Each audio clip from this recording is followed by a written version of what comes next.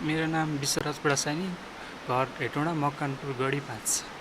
पुस्तकालय गर्दाखेरि यहाँ एमबिएस फर्स्ट सेमिस्टर अध्ययन गर्दै गर्दाखेरि यहाँ लाइब्रेरीमा आएर पढ्ने बानीहरू चाहिँ हाम्रो दिन प्रतिदिन बढ्दै गयो।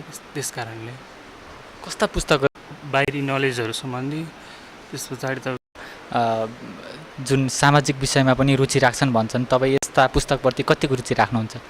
यसमा चाहिँ मैले अहिले खासै अध्ययन गरेको छैन यो पुस्तकहरूमा चाहिँ।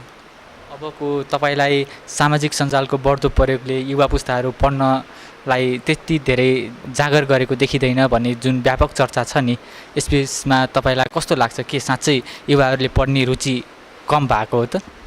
त्यो चाहिँ अब तपाईँको आफूमा भर पर्छ। अब सामाजिक सञ्जाललाई कसरी युटिलाइजेसन गर्ने भन्ने कुरा हुन्छ।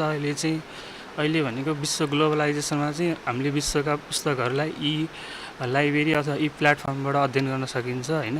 त्यसको लागि चाहिँ आफूले कसरी त्यो सोर्सहरूलाई युटिलाइजेसन गर्ने भन्ने कुरामा भर पर्छ। अब सोर्सहरूको राम्रोसँग युटिलाइजेसन गरियो भने त त्यसको रिजल्ट पनि राम्रै हुन्छ। नकारात्मक रूपमा गऱ्यो भने त्यसको रिजल्ट पनि नकारात्मक नै हुन्छ। तपाईँलाई पुस्तकहरू पढ्ने क्रममा कस्ता किताबहरूले प्रभाव पारेको छ, केही छ? हामीले चाहिँ अब यो जस्तै विभिन्न प्रतिवेदनहरू पढ्छौँ राज्यले निकालेका, त्यस्तै अब तपाईँको इन्टरनेसनल राइटरहरूको पुस्तकहरू त्यस्तै।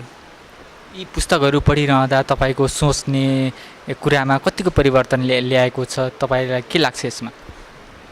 अब यस्तो हो, हाम्रो यी पुस्तकले चाहिँ के गर्छ भन्दा पहिला फर्स्ट चाहिँ हाम्रो कस्टलाई घटाउँछ, हाम्रो खर्च एक्सपेन्डिचरलाई चाहिँ कम गर्छ।